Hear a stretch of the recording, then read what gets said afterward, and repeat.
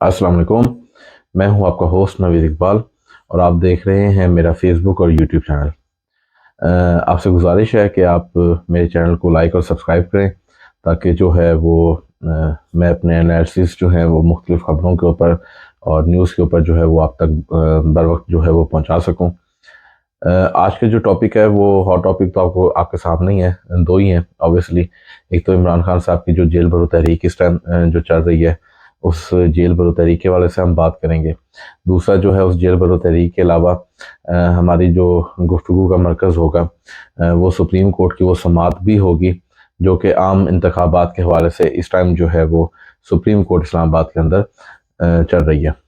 अच्छा, इसमें हम मुख्तलिफ जो चीज़ें हैं उनको समझने की कोशिश करेंगे और मैं इस पूरी उम्मीद हूँ कि आप लोग इंशाल्लाह ताला हमारे तज़किये से जो है वो मुस्तफ़ीद होंगे और इसमें जो हम आपको जो न्यूज़ देना चाह रहे हैं छुपे लफ्ज़ों में, दबे लफ्ज़ों में आप उनको समझ पाएंगे और अंडरस्टैंड कर पाएंगे।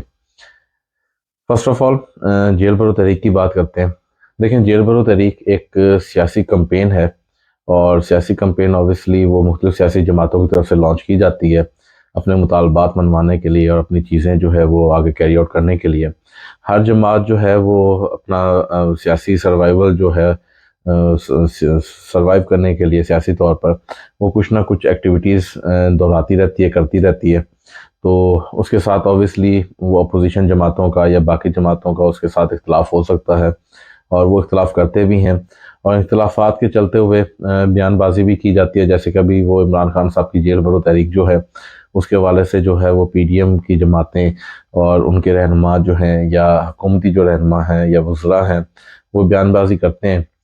ऑब्वियसली हर हर किसी का पॉलिटिकल सर्वाइवल जुड़ा हुआ है इन चीज़ों के साथ, तो हर पॉलिटिकल पार्टी इस तरह से करती है। तो ऑब्वियसली वो अगर पीडीएम भी कर रही है या हुकूमती अरकान भी कर रहे हैं या वज़रा भी कर रहे हैं तो उसमें किसी को कोई एतराज़ नहीं होना चाहिए। यह हर सियासी जमात करती है।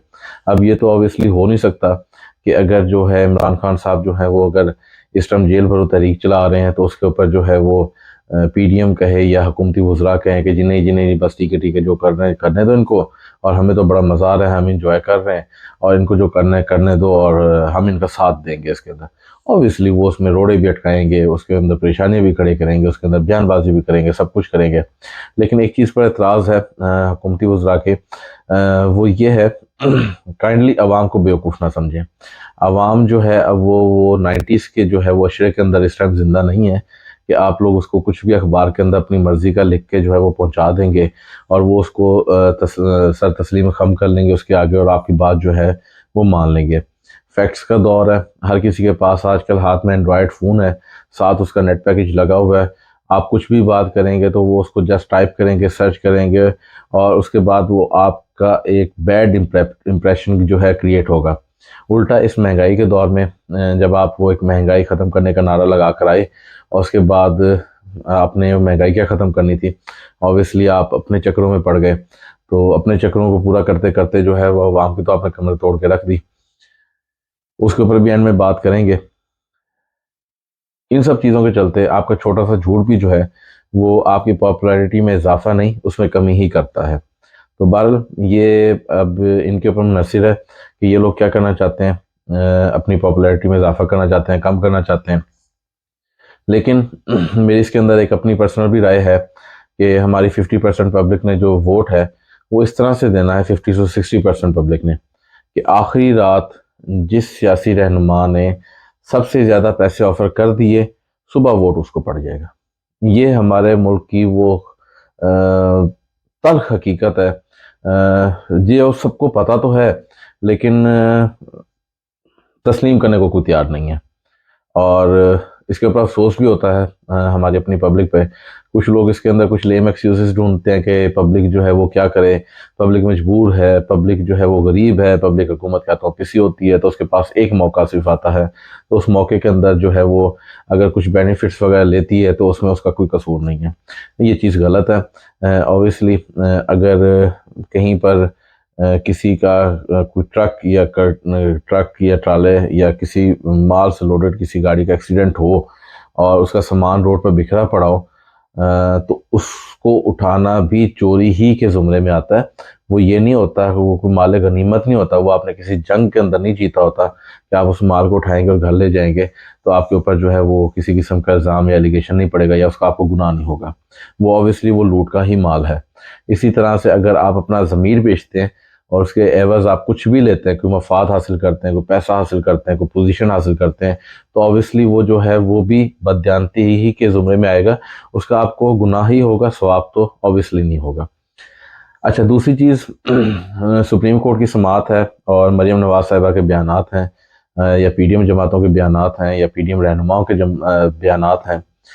देखिए बात सुने, जो हमारे यहाँ जो आइन है, कॉन्स्टिट्यूशन ऑफ पाकिस्तान, 73 का आइन, जिसको मौलाना साहब कहते हैं 73 के आइन के तनाजुर में मैं ये कहता हूँ, और जो पीपल्स पार्टी है जो कि खुद को मेकर और गार्डियन कहती है इस आइन का मेकर, कि हमने मिलकर ये आइन बनाया, और गार्डियन कि हमने इस आइन की सरबुलंदी के लिए, इस आइन की इम्प्लीमेंटेशन के लिए हमने शहादतें दी।